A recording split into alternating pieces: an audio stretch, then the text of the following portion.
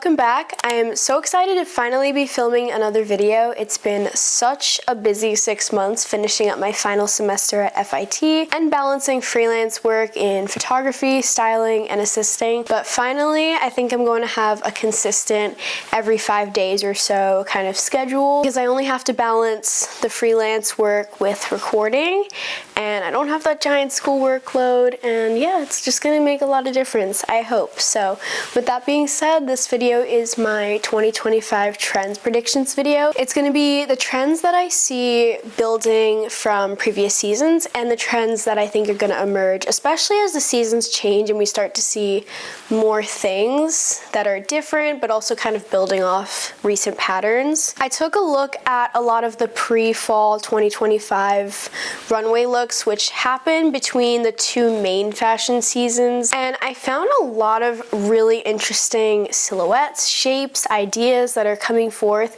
and I could really see the contemporary trends kind of translate and work together in these runway looks. I want to go over the main themes that I see throughout all of these different trends, and those themes are boho chic, elevated basics, these kind of man repeller, more baggy and frumpy or just different silhouettes, kind of contrast from femininity, the Miu Miu girl, and just an overall decrease in internet aesthetics and kind of naming the fashion trends in weird ways. You know the ones. My first two predictions are going to be polar opposites of each other, but they're two different niches that I think are coexisting because they're both leaning into a very grungy kind of vibe. So the first one is going to be very slouchy, muddy looking, messy, sometimes ripped, just very low-waisted, baggy jeans that don't really have a very specific straight structure to them. This first example is a girl that I went to school with. Her name's Monet, and she does this so well. Like, it's such a talent to be able to make something so messy and so just unconstrained, just so loose, into such a beautiful silhouette with form and shape and just like a flattering moment. She just always does it. The layering she has going on is just absolutely perfect. And then I have this example from Daughter of a Hoarder, and then the stylist Teresa, and of course Grey Room Shop. I talk about their Depop shop, their vintage brand, a lot. They do incredible styling that really sells the looks. I think especially having these low-waisted kinds of pants really sells it as well, because I don't know how else to describe it other than like they just all look so cunty and it sells the look. Then on the runway we have some unique baggy jean silhouettes. This brand 6397 has these really cool jeans that have seams that are just so interesting and so unexpected. And then of course R13, this is an incredible brand. I just love how grungy they are, just how alternative while also playing with high fashion structured silhouettes. They just change it and bring it into that grunge world, and I love it so much. Perfect for this trend. This also fits into that kind of man repeller aesthetic because it is very much not showing the female body, which, you know, like for example, I was assisting one day and I had to walk through the East Village and I passed by this skater boy who was around my age, and then he screamed at me. He was like, "You don't need that belt, you have no ass." I was like, oh, okay, because I was wearing baggy jeans. I was like, does he know how they work? But yeah, that's what they don't like, and we like it. Next one is skinny jeans, completely polar opposite, but I do see it in this very grungy sort of vibe, like the low-waisted, studs on the pockets, rips, gray, muddy, dirty looking skinny jeans, not even hemmed properly, so you see it stack over usually a pair of Isabel Marant Beckett's that are very popular, or a bootie of some sort, Jeffrey Campbell Lita boot kind of vibe. Yeah, so it's still pretty grungy and still fits in that same world, but I think that they go hand in hand, even though they're polar opposites. My friend Riley was wearing these black skinny jeans in this look, form-fitting but also not, and the low waist is very vital. Sierra photo day in this all black look. It's absolutely perfect because it plays on these elevated basic structures, high fashion, just put together, but also leans into that grungy, minimalist, kind of didn't try sort of vibe. These Miu Miu pants from Strawberry Cheesecake Vintage. I love these jeans from Berry Deep. Again, that's the grungy studs, the low waist, so vital. It's just, I love it. Especially with those boots. Like, I feel like people are doing the knee-high boots over the skinny jeans again. This is like really the first time I've been seeing that kind of come about again. And then these jeans, the way that they're shiny and they like go over the kitten heel is just so good, so perfect. Love that they have a little bit of shape and they're not like skin tight. They just have that form-fitting vibe. The brand Prod has been doing a lot of capris, which go hand in hand with the skinny pant silhouette, because I don't know, I feel like they look the best when they're skinny. Although like when you go into another silhouette where it's like kind of more of a jort, it's not a capri anymore. And then of course the Isabel of Rana capris. So I begrudgingly want to talk about barrel jeans because I see a lot of these mixing into people's everyday wardrobes without that kind of reaction we had a couple years ago where it was like, barrel jeans? Like, I feel like people are starting to manipulate the shapes of them and just play on the baggy vibe of them. I love this pair from Project ISR, just again for all these buttons, these weird configurations of the seams, and I think that they stack nicely. You can slouch them in different ways. You don't have to actually wear the barrel the way that it's shaped in product photos because, I don't know, it just adds a little something based on the way it's cut, and it's interesting. However, we do see this very, very barrel obvious look from Self Portrait.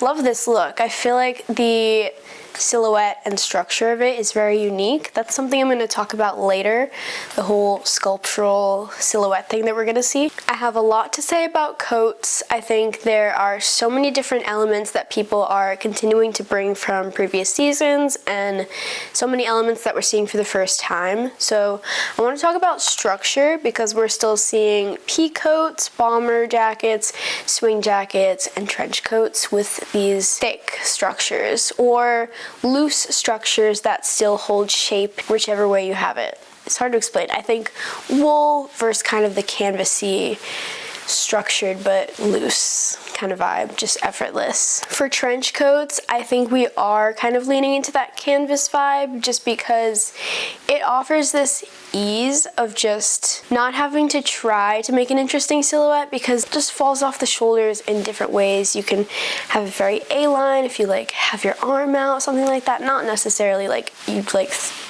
having wings out or whatever to show it, but any way that you like move your shoulders, it like follows that beautiful A-line while just also being a little bit floppy but not too much. Here's some examples from Susie Lola, Moya. I love this coat. It's just so chic. Even this very wool structured coat can be seen in the same way as Effortless because you don't have to try. You just put it on and it's already like a sculpture. It's perfectly shaped. Then we have Nat Bade, and then I did this shoot for Crawford Models with a model Cole and stylist Dylan, and Dylan stacked like 2 or 3 coats onto Cole and just shaped out the collars, buttoned them weirdly, and still the structure is just divine even though it's a bunch of messy coats stacked. That's what people love about elevated basics, is that you have something perfectly structured, perfectly ready to go, and don't have to try that hard. It's just a beautiful, brand new, innovative silhouette that you just throw on with ease. So this is kind of like that because these coats, the stacking, the styling, and their existence in general just provides something so easy, but so tailored, so well thought of, even though it's a very quick thought. And I love these Maria McManus coats. This just really plays into that whole effortless vibe of the trench coat. Another detail I'm seeing in coats is asymmetry in the details.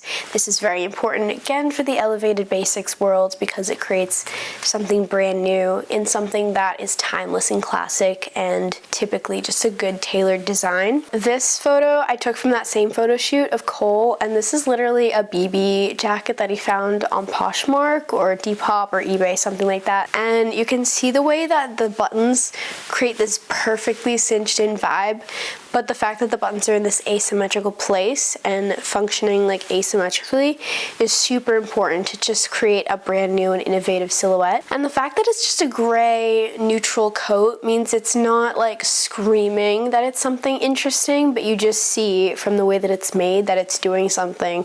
It's like really doing more than you'd typically think a coat like this would do. This Dior men's leather jacket and this R13 jacket with all these crazy and interesting collar zips also play with asymmetry and the unexpected. Next we have the sculptural and structured silhouettes of the jackets, and this was one of Vogue's predictions for 2025. We're seeing a lot of brands actually push for more crazy and sculptural and weird designs when it comes to pieces in general, but I saw a lot in the coat section. Mostly runway, but this Ghani, very big sleeves kind of coat, Nanushka barrel sleeve coat. Then we have another Nanushka coat, very boxy, very sculptural, this Brandon Maxwell coat, and this Roberto Cavalli fur trench coat. I know that fur isn't really as huge this year as it was last year, like fur, faux fur, etc. But Roberto Cavalli has that sort of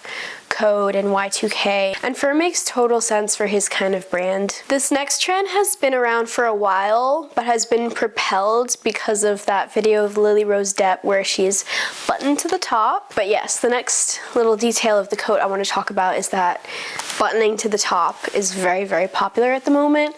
People really love that perfectly structured silhouette, and I've always loved that. I feel like there was a time where you would consider buttoning it up to the top more of a menswear silhouette and keeping it like a little bit loose as a women's wear silhouette, but I don't know, I've always like really enjoyed buttoning it up, and I think that you can bring femininity into that, and I enjoy the structure. And yeah, I love that there's like barely any rules now. Like growing up it was always like, no, don't do that, that's like how men wear that. I'm like, on the runway, this self-portrait beige coat with this belted turtleneck, buttoned to the top, this Jill Sander look, another one from Jill Sander, Gucci, another Gucci, this black coat, Brandon Maxwell, and this R13 shearling coat.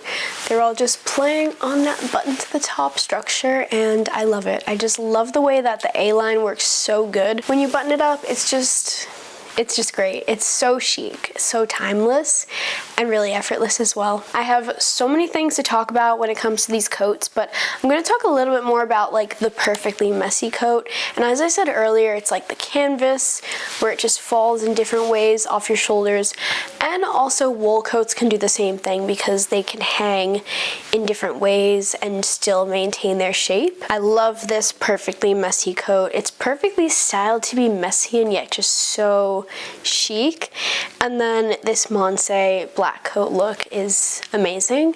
I just love how you can make a messy silhouette look so good and so perfect and just so chic. Almost there with the coats, but military coats have been an emerging and continuing trend. Here's some examples from Susie Lola, Off-Putting Girl, and this coat that I own. I think that they really play on buttons and structure in ways that we've really been enjoying. Oftentimes you can button them to the top, and just the way that they have so many button details and toggles and things is just really intriguing. It plays with studs, it plays with zippers, just things that can make a typical zip up or button up coat interesting and fun. Then we have this Brandon Maxwell military coat and another R13 coat. They're just the perfect brand to have a military coat. And now we finally move on to the final thing I want to talk about when it comes to coats, which are the swing coats and the peacoats that we've seen evolve. People have really been enjoying the silhouette. I see a lot of people playing with layering because a lot of these coats are short sleeve, kind of spring jackets. I've been seeing people really play with long sleeves underneath, which is really interesting, creates an intriguing silhouette, kind of like a Japanese sort of silhouette if you wear like a long wool maxi skirt with it as well. I love this example from Grey Room Shop as well as this brand Scoliosi. I'm so obsessed with the way that they make everything chic, and they're really good with their swing coats and stuff. They have so many looks that have sweatpants, and I'm like, wait, is that a sweatpant or the most chic and tailored pant suit trouser I've ever seen. Like, it's amazing. And their color palettes, I'm just obsessed. But yes, I wanted to mention them for the swing coat, but check their brand out. They're just insane. Obsessed. Now, I always talk about elevated basics. I'm obsessed with elevated basics, and I think that they're just the best idea for my wardrobe at all times. I'm always on the hunt for them, but List Insights has really picked them up as well, as they should, because they're everywhere. But they're calling it timeless tailoring with a twist, or maximalism meets minimalism, which makes so much sense because it is that tailored, obvious, timeless look with a twist. Another little aspect of this that I saw from List Insights is separates that are paired together, because layering has been a huge trend, especially like the layering of sheers, the very Miu Miu girl vibes, the layering of just, you know, like tank tops and sheers and long sleeves with the collars sticking out, the neckline sticking out, the hemlines, the sleeves, and it tends to be a little bit of a hard thing to pull off unless you have the absolutely perfect pieces. So I have been seeing some brands start to put them together and create layered looks without having to really do them yourself. Some examples being Scoliosi. Again, this sweater is so genius. Like, the different colors alone are so amazing for this elevated basics world, because they're neutral, but they're just blending into each other amazingly. Then the buttons, the neckline, everything, the way that it's fitted and the way that it falls off that waistband, like, oh, it's so good. Then we have this example from Susie Lillet. I believe she did the layering herself, but this is what brands are really going for when it comes to this kind of layering, but doing it for you kind of thing. Then we have Laura Adkins, Grey Room Shop, of course, because everything that I like, including elevated basics and everything that I mentioned about Grey Room Shop, they're doing it perfectly, and they're selling it. So I'm gonna mention them every single time, because, like, what do you mean? This perfectly off the shoulder moment, that's exactly, just so good, so exactly what it needs. Like, I don't even know if this is an elevated basic. I mean, I'm gonna call it that because it is like cute and shaped and nice, but they will always add the extra touch to make it even more of an elevated basic than expected, and it's just incredible. Some more examples from Open YY, Issa Boulder, Gimaguous, another Open YY example, and Meow for all of these interesting elevated basics. Love it. Now for the runway, I'm going to group the elevated basics into more defined categories, starting with the tulle belt weaved into garments. The self-portrait purple dress has utility belt pockets sewn into it. It comes across more as a tulle belt than just a dress with pockets. Then this Ferrari utility pocket jacket that is seen in a couple different colorways. So perfect for the brand Ferrari, because it's like already a car brand. It's like, so the utility mixing in with the chic and the structured and the timeless and then the beautiful makes so much sense. Now we have styled knitwear, where you put knitwear in the wrong place. I'm obsessed with this. I really want to do a test shoot with just weird styled knitwear, like putting a sweater around someone's thighs. Like, that's so weird. And like, not like around someone's waist, but like so you see the full sweater as if it's like a skirt with an open slit, something like that. I find it so much fun. And knitwear is really good for that because it's structure, but it's also like movability. I love this a piece apart look. Just the sweater tied around, adding to it all, adding another shape, another pattern. It's just so good. Then we have Maria McManus, another sweater, this time around the neck, so good. 6371 sweater, and this Brandon Maxwell sweater. We're going back to asymmetrical details with this Rachel Comey dress, this Rabanne sweater, this Saint Laurent asymmetrical top, this Victoria Beckham bodysuit, and this Victoria Beckham sweater. Just all of these breaking up of the timeless silhouette, keeping it timeless but making it super fresh. I love it. I love asymmetry. Then we have materials in unexpected and new places, like this Jill Sander puffer coat, but it's like a trench coat. Like, I don't think you'd see a puffer coat in this kind of collar structure. I feel like a puffer coat is really just that that puffer coat, but this is really cool to me. Then this Phillip Lim shirt has this very interesting tropical panel. It's very unexpected and it works and it's so good. It's just, I love this, like putting a different texture or a fabric in a place that just doesn't make sense, but then making it make sense. I love that. Separates piece together. As I said,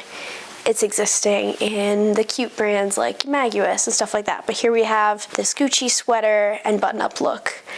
This Marie McManus pink look with this beige coat, so good. This pink look as well. And then this Nanushka white layered dress. I love this. Like, I don't know.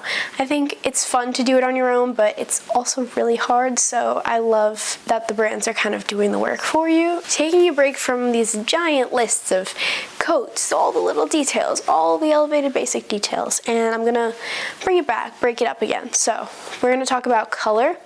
And I think gray has been a huge color in the fall, and I think that it has the opportunity to keep going. These coats, lots of gray. Gray tights are a big thing. I saw Chloe Philopoulos wearing gray tights a lot, and I think it's just caught on. I think people love that. It's very unexpected, but also chic, and it works with a lot of things. It's really fun in the most random way. I also tend to see a lot of gray pleated skirts, and I also think this color gray can be both light gray and dark gray, and it works just the same. Now I want to lead into another trend, which I'm going to call the blumarine snow bunny, which is, you know, that kind of like snow bunny white tights, like opaque white or gray tights, fluffy boots, the little puff balls like hanging from a furry jacket, little skirt, a little like wool skirt with tears, and like, you get the picture. I'm pretty much just explaining blumarine, but it also reminds me of Courage, and it reminds me of Miu Miu. And as we see, Miu Miu is like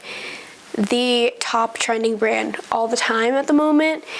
The Miu Miu girl is like the archetype of like what everyone's been calling the cool girl, and like whatever that means, but you know what I mean. So yeah, it's like a 60s snow bunny vibe. I love it. Mother of pearl buttons, and buttons of this like kind of category that are like wooden, have detailing, just like look like they're carved out of a shell, stuff like that. Different sizes. I think these are really, really popular. They were really big emerging in the spring and summer, but I think that people would have seen those and said, oh, I really am not over them, I want to do them again, or I want to finally have the chance to do that. And it's just this kind of like vacation vibe. Like I can just so see a lot of like holiday looks. Paloma Wool is a huge brand for this. They're also based in Spain, which I feel like has this whole like summer vacation vibe about it, European vacation. I feel like it's just perfect for this. They're just so light and summery, and they just, yeah.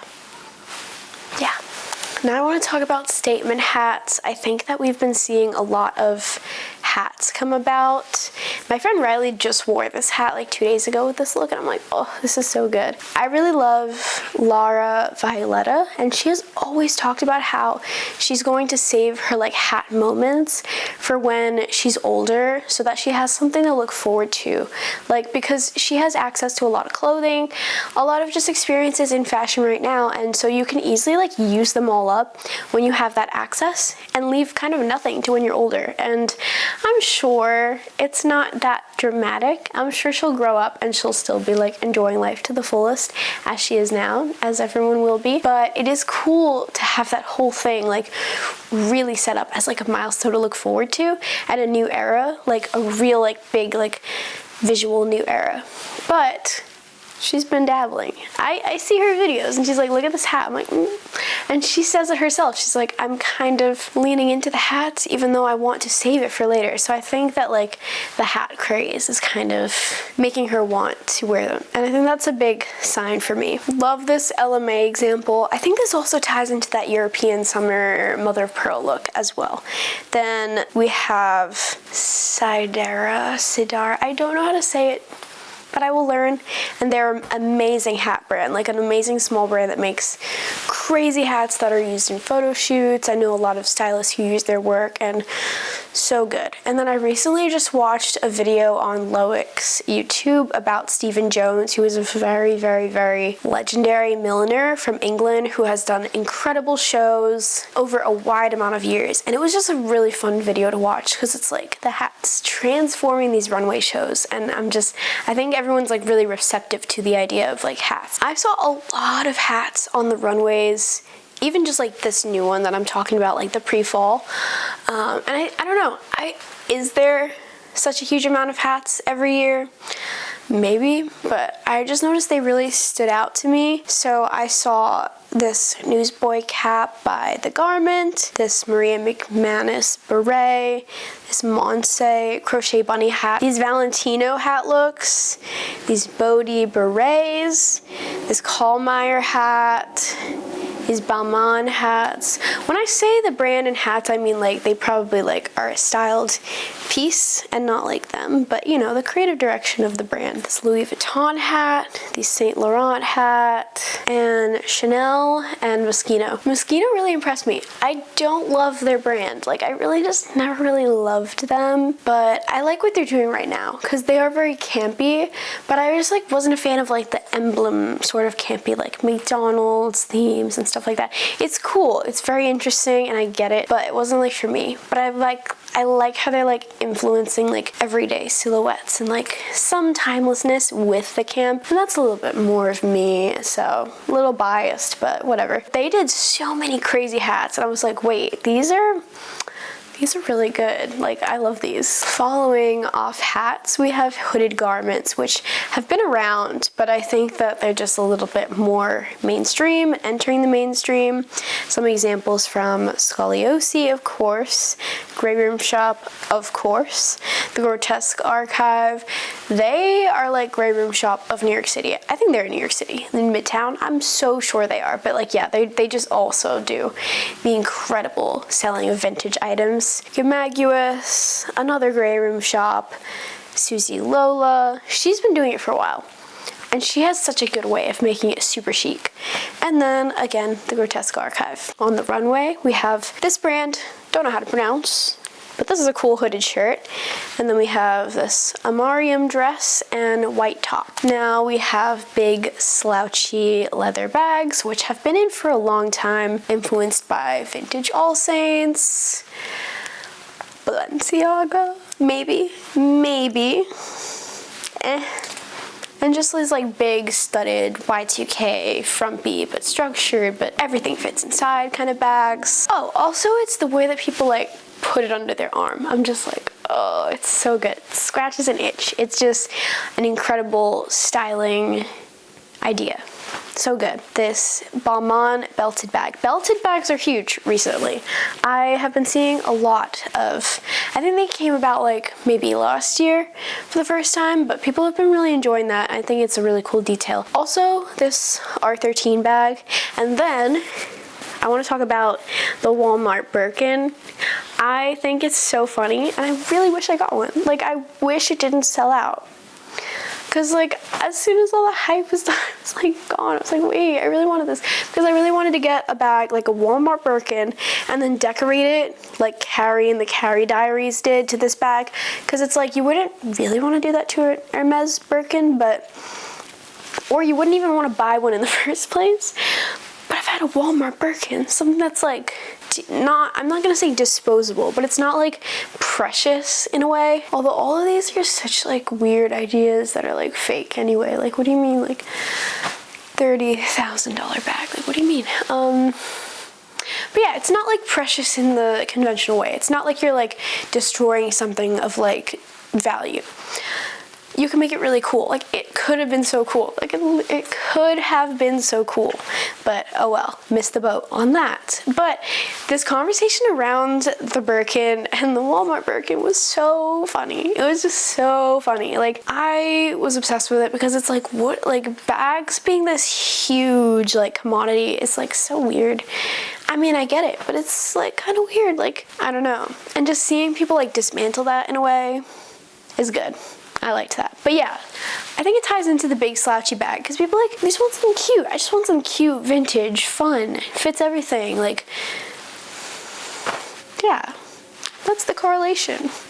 Yeah, I've been seeing a lot of skinny belts instead of the big, nice panel sort of belts that we've seen from Gimaguis and Paloma wool. So for example, Miu Miu, Gucci, and Caperni, and on the runway 6397. I think they're both gonna stay, but it's interesting to see another belt emerge into the scene along with the big belts, and I don't know, people are more interested in multiple belt silhouettes now instead of just like the one that has previously been a thing. This is like so fun because of this article title, but I'm going to talk about the nipple heel. Like, this is such a funny name.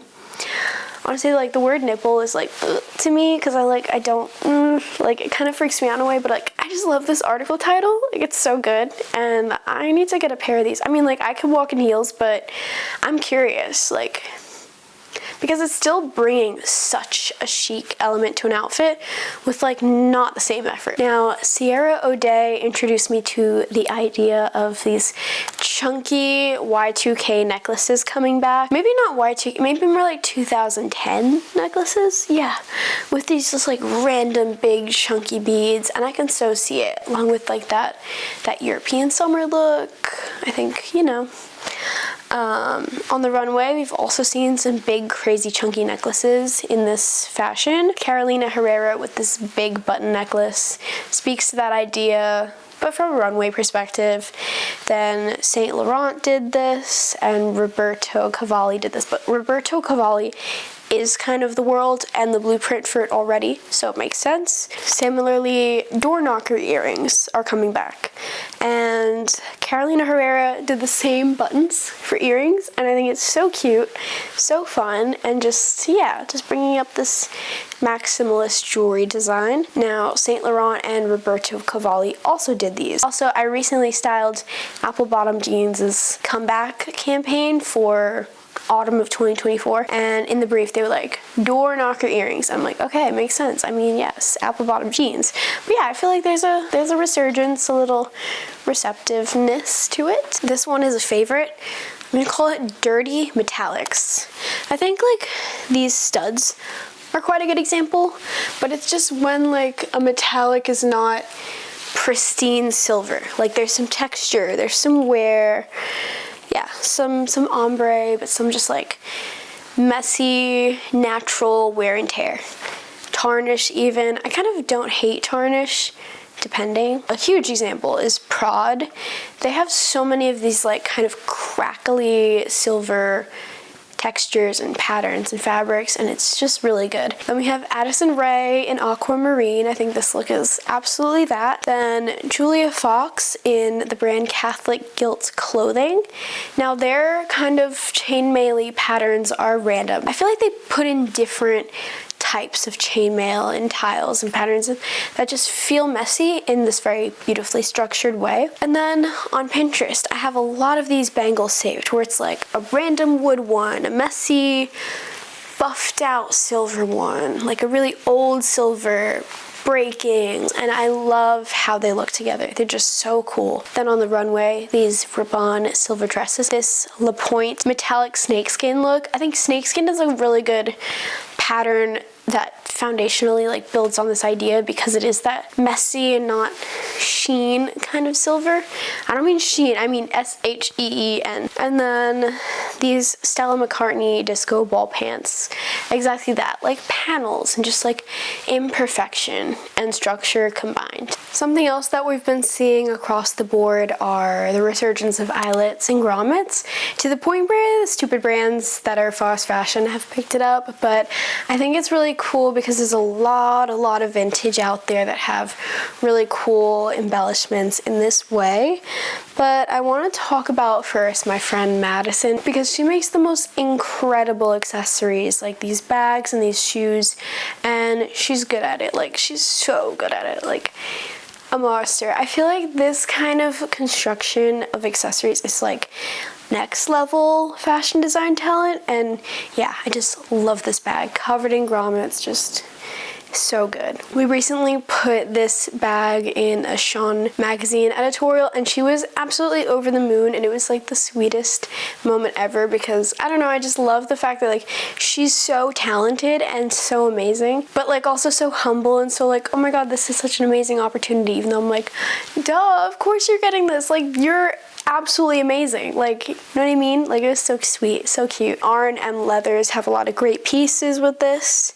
Bella the Label is a bit of a like more girly and feminine version of this, so they have a lot of grommets and eyelets, and it's cool seeing this kind of texture take shape outside of like grungy moments and silhouettes. Leatherace, they are my dream, like I love them. They're a New York based brand who have done like custom for Jimi Hendrix, the Stones, and just like really iconic rock legends, but oh, they just, I'm like really obsessed with their work. But yeah, they do a lot with the embellishments, of course, it just makes sense, it fits. And then Gimaguas. Cowhide, deer print, and ponyhair have been really big. Some examples, Elsie's Archive, this brand that I cannot pronounce, Muse Swim, and of course Madison, because she had these feather ones that kind of like fit into the world, but then she did this and I was like, wait, are you kidding? What? And then also this brand. Twisty asymmetrical moto boots have been a thing. They're a very 2012 trend that's just perfect for this time. Very boho chic, very grunge. Hysteric body bag is selling this AS98 pair. AS98 is a huge brand for this. Like, they have so many of this silhouette. I think they're an Italian brand that's producing at the moment. Then we have these Trippin boots and these Dolce & Gabbana boots. Lots of twisty vibes. Then on the runway, Ghani and Balmain. These Balmain boots like blew me away, for real. They were just so good. Then we have the resurgence of Miss Jeffrey Campbell Lita boot. We have the classic Jeffrey Campbell Lita boot. They've actually been re-releasing old silhouettes, like really iconic ones. There's this really spiky studded one from 2014, 16, something around there, that they actually re-released because I was doing a shoot for the Cold magazine and didn't get to use them, but I pulled one of the spiky boots and they were iconic. They were just so good, but also really spiky. Like, when I held them, I was like in pain. Like, I was like, ooh. But they're really iconic. But there's so many that are coming back, so many being resold on Depop, just new ones, old ones. It's huge, and I need a pair. This Michael Kors example is interesting. I hate open-toed shoes. Like, I thought about this. I was like, as a stylist, it's kind of bad for me to have like such an aversion to a silhouette because I'm like, I need to have versatility and like give people what they want, but like, I hate toes. Like, I just cannot do it. I cannot look at, like, it's why is there a peep toe? But like, there's something cunty about this silhouette. Like, I can see Alice Elm in there. And then these Marc Jacobs boots are really interesting. They're like a basket in a way, like with a little, you know, thing. I think it's really cool. It kind of like takes that thick ankle booty vibe and makes it into something. And then also I saw these Chanel boots and they were like really intriguing. Now, this is one of the overarching themes that I mentioned, but the Isabel Marant Chloe powered boho chic silhouette. Huge right now, along with the grunge vibes. It's just perfect. Love these Coperni SS25 images. They're just, yep. And then on the runway, Layla Rose, this Gucci brown dress, this Monse styled leather pieces looks, Monse denim dress, this Philip Lim tassel sequin look, these Eula Johnson looks, Syncocept, R13, which is interesting. Like, they are grunge, and I could see where boho chic lands with grunge, but very interesting to me indeed. And then these Etro looks. But yeah, boho chic is here right now. I'm like obsessed. Like, I hated boho. Like, I don't like free people, frilly, like lacy boho, but like boho chic, like grunge. Love her. The Isabel Marant wedge sneaker, the Beckett. So much fun. And then into that man repeller theme. The wording I could have used at the very beginning was just androgynous silhouettes, but here we are. But yeah, again, it's this kind of idea of like just not wanting to be on display for our body and just more so on like display for our self-expression and just creating something cool. We like that it's like protective in a way and like really makes the outfit about style and fashion and expression and not just like a body, like, because that's boring. This brand has a lot of looks on the runway with that kind of vibe. Just very like unexpected styling as well. There's a little bit of femininity, but it is more like that kind of like really androgynous middle. Maria McManus had a lot of examples this kind of like mini season. 6397, this orange red dress is like perfect for that. Then we have this Brandon Maxwell dress, this Kallmeyer dress, and this Lafayette 148 dress. The reference for this was like couldn't have been more perfect because Miu Miu has been a huge brand, pioneering this Miu Miu girl idea, like who she is. And I find this perfect magazine Instagram slide with Miu Miu girls. So here you go. The work is done. Like, you get it. It's just, this was perfect. I was like, I come across this, I was like, done. The work is done. Oh my god. On the runway, we have this number 21 look, this two-piece set. I wanted to go into the combination of navy and maroon really briefly because I saw it on this self-portrait look, and I just felt like this was also the Miu Miu girl, so I had to mention it. But yeah, really brief. I think that this color palette is gonna stay because there was a lot of like little like sailor resurgences, and you know, with hats being big, you have the sailor hats too. Then sequin going out tops go hand in hand with the mother of pearl idea, and why I like that. I think it's gonna come back during the spring. There's something about it that's bringing color in, but in a very neutral, muted, but really pretty way. So Addison Rae's aquamarine is a prime example. Like, you could just see that vibe come to life. It's like, it's so like, I love the muted but really girly, really feminine, really colorful, but also really muted. And like the color palette of Scoliosi, Gemaguis, Paloma Wool. This sequin top on the runway, perfect example. I love the way that it's like with pants, because I'm like, it like kind of inspired me. It is that kind of like, again, androgynous moment, but I'm like, wait, like I love this juxtaposition. Hand in hand with the tops, there are sequin skirts, such as this Roland Mouret sequin look, this sequin dress, sequin two-piece set, and pink sequin dress with a bow, and then this Missoni sequin look. Again, Missoni color palette is really good for this as well.